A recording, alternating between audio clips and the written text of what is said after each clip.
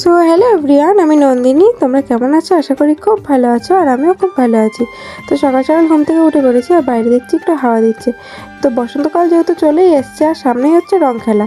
তোমাদের রং খেলায় কার কোথায় প্ল্যানিং আছে অবশ্যই একটা কমেন্ট করে জানিও। তো ঝট করে আমি বিছানাটা গুছিয়ে নিলাম, এখন ঘরটা পরিষ্কার করে নিচ্ছি। তো ঘর ঝাড় দেওয়ার পর আমি চলে যাবো স্নান করতে।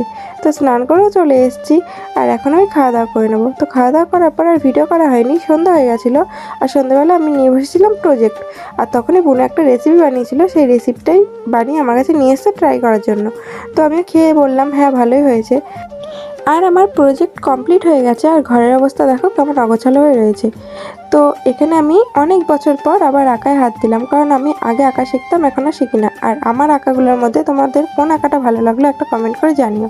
আর কারা কারা কোন জায়গা থেকে আমার ভিডিও দেখছো, আর কারা কারা গুপ্তিপাড়া থেকে আমার ভিডিও দেখছো, অবশ্যই একটা কমেন্ট করে জানিও। আজকের মতো এইটুখানি। তো টাটা।